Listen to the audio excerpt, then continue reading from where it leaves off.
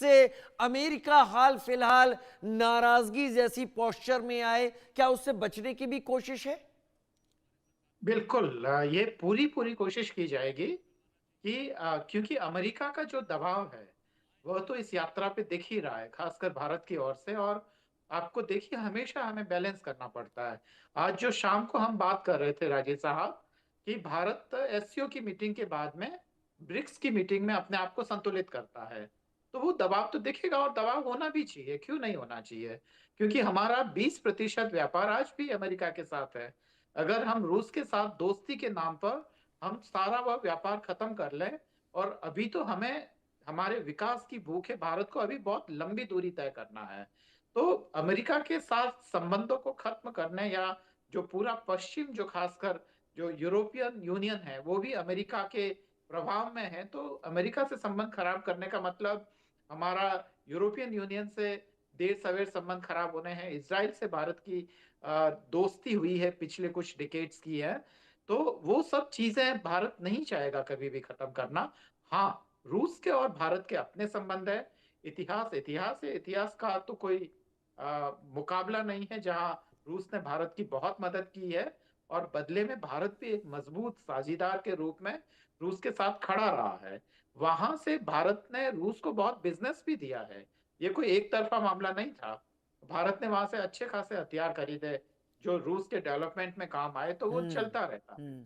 पर हाँ, अमेरिका को नकारना मुझे तो समझदारी तो अभी फिलहाल तो नहीं लगती है राजीव साहब। अरविंद सर, मैं क्योंकि व्लादिमीर पुतिन की विजिट है, भारत को डिफेंस के क्षेत्र में बहुत मदद की भी ज़रूरत रहती है। 2010 और 14 के बीच की अगर बात, उस दौर की बात करें, तो करीब 72% भारत आयात करता था हथियारों का रूस से।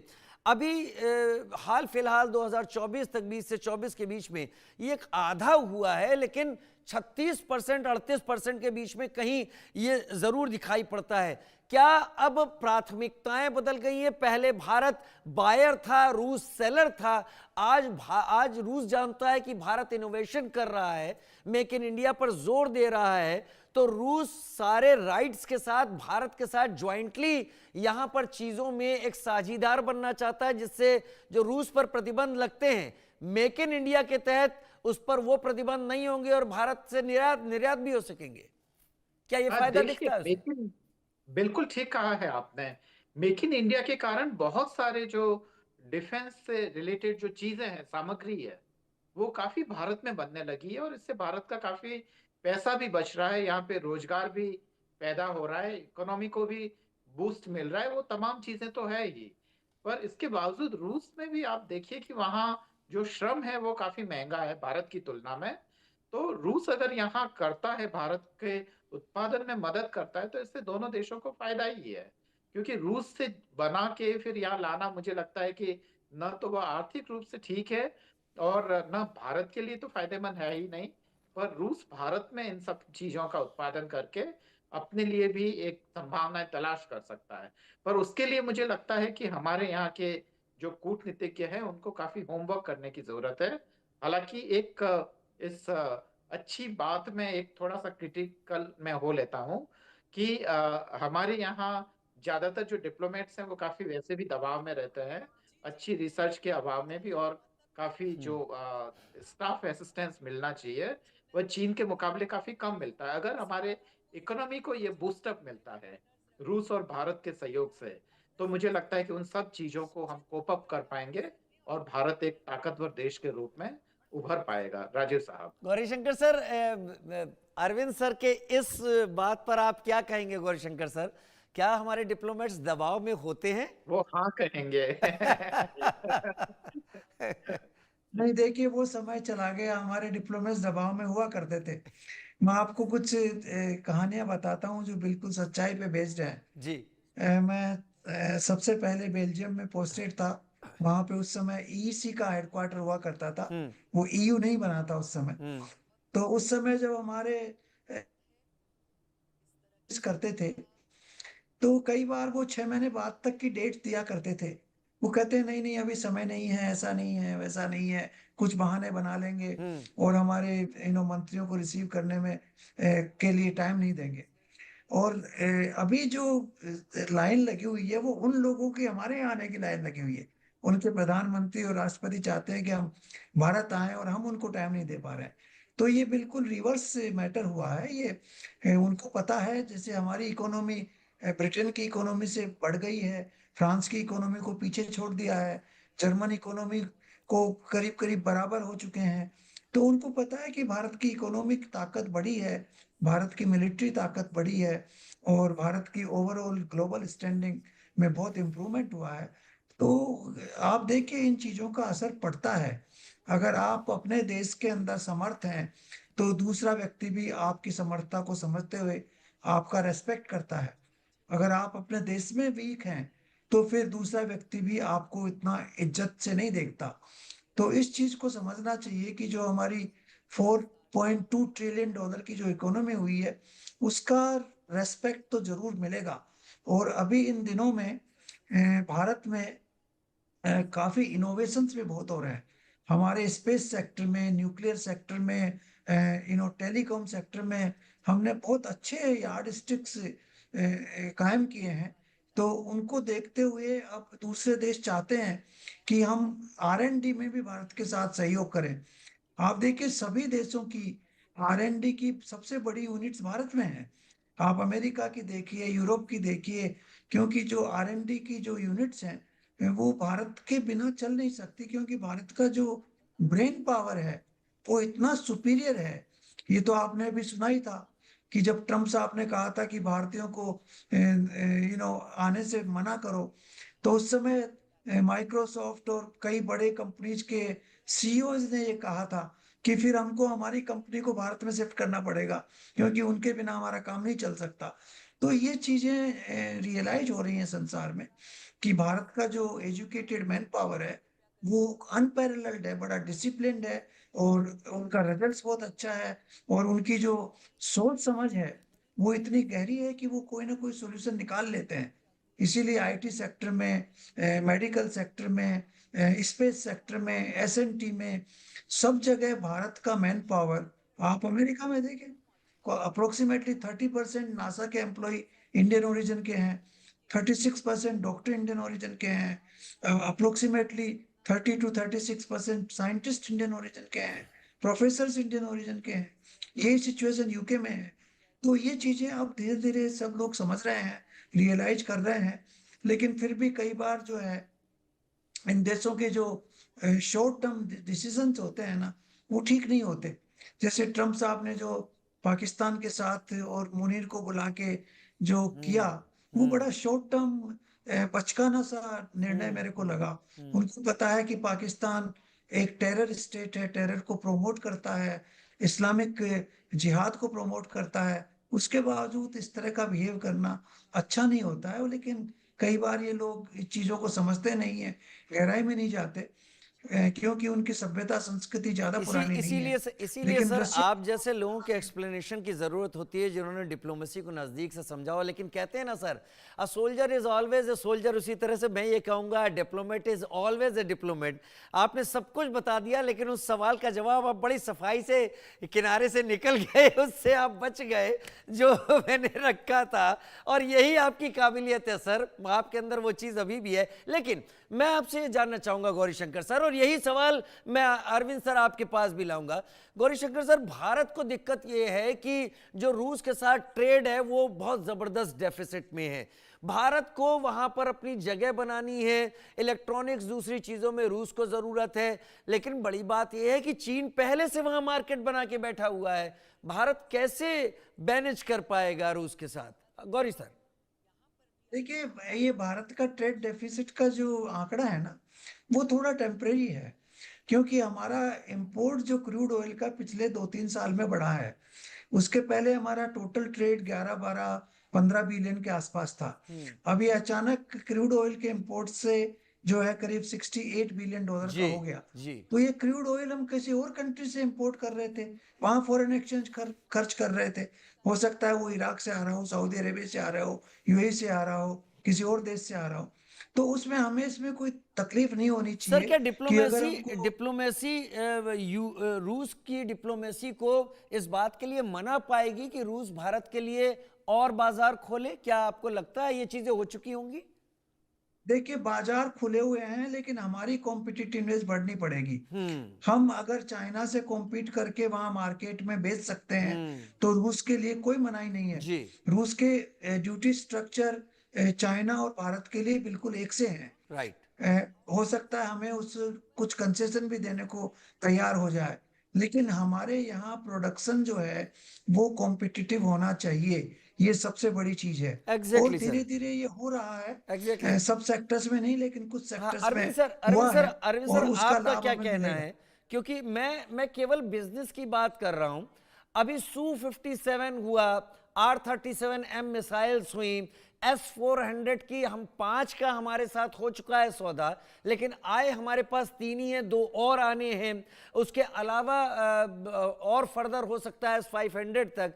तो ये सारी चीजें क्या ऑन पेपर हो चुकी होंगी, सेटल्ड, कल बस हमको साइन करने हैं और इंक उसको सुखानी है, ये होना है? या फिर आपको लग रहा है आज रात में रस्साकशी चलेगी? नहीं, बातचीत तो मुझे खासकर रूस के मामले में तो लगता है कि मोटा मोटी एक समझ तो बन चुकी होगी, क्योंकि कोई भी यात्रा ऐसे नहीं होती है। पर हमें ये भी ध्यान देना होगा, क्योंकि मीडिया में तो वैसे ज्यादातर हम खासकर डिफेंस सिक्योरिटी और एनर्जी सिक्योरिटी की बातें चल रही है। हम्म। पर ये रूस की चिंता है, भारत की नहीं। क्योंकि रूस के लिए अभी समस्या ये है कि उसको ज्यादा से ज्यादा पैसों की जरूरत है, बहुत जी। सारी तमाम वजहों हम्म। से। और वह पैसा भारत ही दे सकता है। तो हमें इसके लिए रूस को मनाने की जरूरत नहीं है।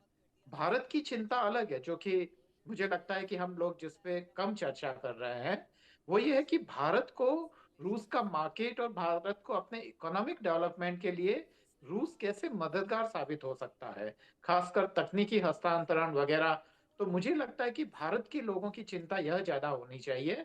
और मुझे ऐसा लगता भी है कि जो वहां बैठे हुए लोग हैं वो इसकी चिंता कर भी रहे हैं, क्योंकि रूस की कमजोरी उन्हें पता है कि रूस को कहाँ हम झुका सकते हैं, या हमने अपने फायदे के लिए कहाँ उसको मना सकते हैं। तो रूस का पता है हमें। तो मुझे लगता है कि भारत को अपने इकोनॉमिक डेवलपमेंट के लिए करना चाहिए। और बिल्कुल ही गौरीशंकर साहब ने बहुत ही साफ तरीके से ये कहा है कि भारत को अपनी प्रतियोगी ताकत है उसको बढ़ाना पड़ेगा, कॉम्पिटिटिवनेस को बढ़ाना पड़ेगा। क्योंकि आज भी भारत में जितना भी जो प्रोडक्शन हो रहा है, वो समुद्र के रास्ते चीन से बहुत सारा सामान यहाँ आता है, कच्चा माल आता है, जिसको हम असेंबल करके या फिर बाकी दुनिया में कभी कभी बेचते हैं, कभी हम घरेलू मार्केट में खपाते हैं। तो सेकेंडरी सेक्टर में भारत कोई बहुत अच्छा मतलब चीन को बहुत तगड़ा मुकाबला अभी नहीं दे पा रहा है। पर हाँ, टर्सरी सेक्टर में भारत का कोई मुकाबला नहीं है। और भारत में एक चीज और ध्यान देना पड़ेगा। अफ्रीकी देशों से यात्रा करके लौटने के बाद में मैं ये समझ चुका हूं कि दरअसल उन अफ्रीकी देशों में भारत के सदियों पुराने संबंध होने के बावजूद भारत के व्यापारी आज भी वहां स्ट्रगल कर रहे हैं। और जो सरकार से जो जरूरी मदद मिलना चाहिए उसको बढ़ाना चाहिए, क्योंकि चीनी व्यापारी है, वही सब चीजें बहुत ही जो बाकी देशों से खासकर भारतीयों को वो बहुत ही वहां पे चुनौती दे रहे हैं। और जिस सेक्टर में हम अच्छा कर रहे थे, खासकर दवाइयां वगैरह या ऑटोमोबाइल्स, वहां पे भी मुझे लगता है ऑटोमोबाइल सेक्टर में भी हमें बहुत बार चुनौतियां मिल रही है।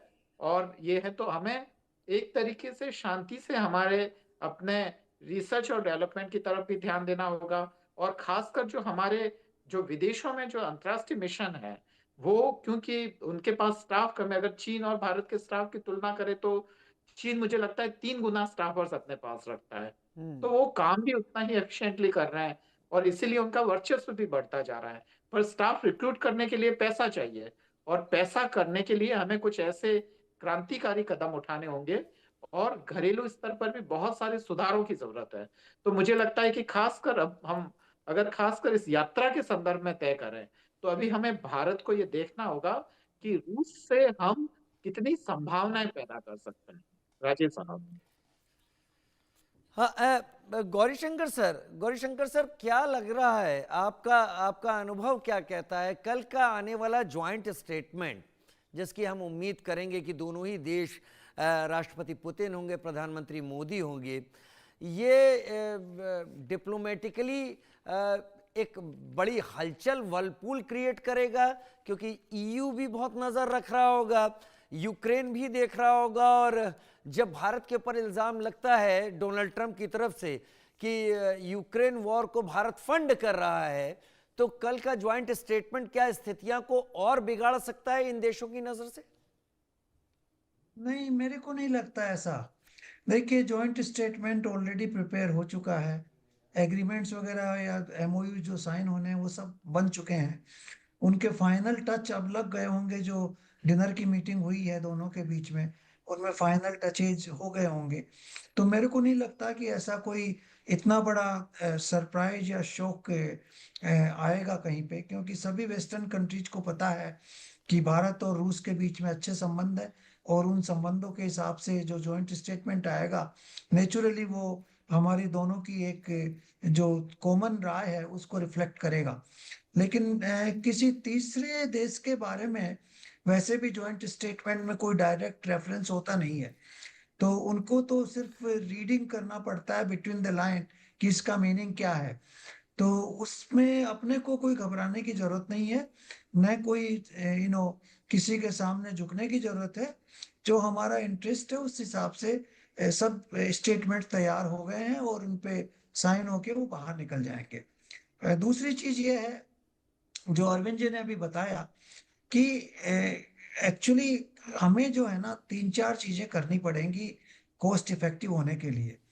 एक तो हमारे लेबर की ट्रेनिंग ढंग से नहीं होती, लेबर का डिसिप्लिन जो है थोड़ा पुअर रहता है।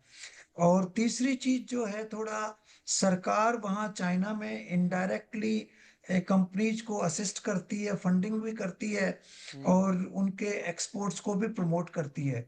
वो हमें कोई इनडायरेक्ट रूट ढूंढना पड़ेगा जिससे हम हमारे एक्सपोर्ट्स को सपोर्ट कर सकें।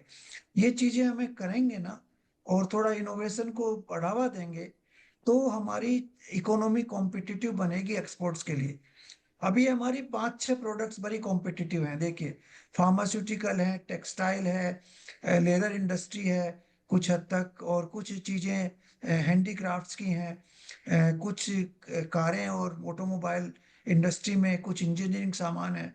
लेकिन इसके अलावा जो चीजें हैं उनमें अभी कॉम्पिटिटिवनेस आना बहुत जरूरी है। कंज्यूमर ड्यूरेबल्स में आना चाहिए बहुत ज्यादा। अब देखिए, हमारे यहाँ पे चाइना ने कितना बड़ा मार्केट कंज्यूमर ड्यूरेबल्स में बना रखा है। तो हम उसको कंट्रोल करें पहले, हम हमारी प्रोडक्ट्स को बेचें, चाइना की प्रोडक्ट्स को कम करवाएं, तो बहुत अच्छा होगा, तभी हम एक्सपोर्ट कर पाएंगे। तो हमें इसके ऊपर बड़ी गहराई से ध्यान देना पड़ेगा। अभी जो इन्होंने जो 4 लेबर कोड सरकार ने अनाउंस किए हैं, जी। उससे थोड़ा सा राहत जरूर मिलेगी मैन्युफैक्चरिंग सेक्टर को, क्योंकि उनको कई तकलीफें आ रही थी, वो कुछ हद तक कम होंगी। लेकिन फिर भी ये एक रास्ता है जो हमें धीरे धीरे इस पे ऊपर आगे बढ़ना पड़ेगा, और तभी जाके हमारी इकोनॉमिक स्ट्रेंथ और आगे बढ़ेगी। अन्यथा तो थोड़ा सा स्ट्रगल कुछ वर्षों के लिए रहेगा हमारे साथ में। और अरविंद सर, पिछले 4 सालों की लड़ाई के दौरान रूस का जो यूथ है वो अब उसको उस पूरे के पूरे पूल को एक बहुत बड़ी चोट लगी है। बहुत सारे रूस के सैनिक इस दौरान रहे नहीं इस लड़ाई के दौरान, और रूस को उस यंग टैलेंट की ज़रूरत है जो उसकी इकोनॉमी को वापस बैक ऑन ट्रैक ला सके। आपको उम्मीद लगती है कि रूस भारत को यह ऑफर कर रहा होगा, जिसके मैं कई जगह इन्फ्लुएंसर्स भी देख रहा हूं, कि भारत की वर्कफोर्स को रूस अपने यहाँ बेहतर सैलरी पैकेज पर बुलाकर, जिस तरह से अमेरिका करता रहा है, वो एक ऑफर सामने रखे? हाँ बिल्कुल राजीव साहब, ये ठीक बात है। और अगर ऐसी संभावना नहीं भी है तो संभावनाएं पैदा करनी होगी, क्योंकि तभी तो हम कह पाएंगे कि हमने वाकई एक अच्छे सौदेबाजी और एक भविष्य पे जो निर्भर योजना को हमने एक अमली जामा पहुंचाया है। तो वही तो सफलता है किसी भी बातचीत की। और ऐसे में मैं आपको ये बता देता हूँ राजीव साहब की रूस की इकोनॉमी में भारत के स्किल्ड और अनस्किल्ड दोनों ही लेबरर्स को खपाने की ताकत है, और यह दोनों ही देशों के लिए फायदेमंद है। तो अगर यही सब चीजें होती है तभी तो भारत के लिए एक मजेदार सौदेबाजी होगी और भारत के लिए एक बहुत ही फायदेमंद डील होगी। ऐसा नहीं है कि हम क्या खाली हथियार के मार्केट है, रूस से हथियार खरीदते रहेंगे और बदले में हम कुछ नहीं करेंगे, तो वह तो ठीक नहीं है। और हमें अपने यहाँ पे भी बहुत सारी चीज़ों पे ध्यान देने की ज़रूरत है। यहाँ बहुत ही गहन रिसर्च की ज़रूरत है, ताकि हम हमारी कॉम्पिटिटिवनेस को बढ़ा सकें और जो चीन को हम एक तरीके से चुनौती दे सकें। टर्शरी सेक्टर में हम ठीक है, कम से कम सेकेंडरी सेक्टर ना तो टर्शरी सेक्टर में थोड़ा ध्यान दे दिया जाए, पर कुछ तो किया जाए और बहुत तेजी से किया जाए, क्योंकि भारत के लोगों की उम्मीदें काफी ज्यादा है और उन उम्मीदों का कंधा मुझे लगता है कि हमारे जो भी पॉलिटिकल और डिप्लोमेटिक रिप्रेजेंटेटिव्स हैं उनके कंधों पर है। राजेश साहब, क्या सर ट्रंप एडमिनिस्ट्रेशन का इस दौरान ये फैसला लेना, और अब मैं गलत नहीं हूं तो शायद यूके से भी अब भारत के जो स्टूडेंट्स हैं, ये रिपोर्ट आई है कि करीब 74,000 के करीब भारतीय स्टूडेंट्स ने यूके को छोड़ा है, यानी उन्होंने अपने स्टडी डेस्टिनेशन, बाकी डेस्टिनेशन बदले हैं, और ट्रंप H1B वीज़ा को लेकर या अपने टैलेंट पूल को बाहर के लोगों द्वारा खा जाने को लेकर बहुत ज़्यादा मुखर हुए हैं, तो उन्होंने अपने दरवाजे बंद किए। तो ये एक विन विन सिचुएशन भारत के लिए भी और रूस के लिए भी, कि रूस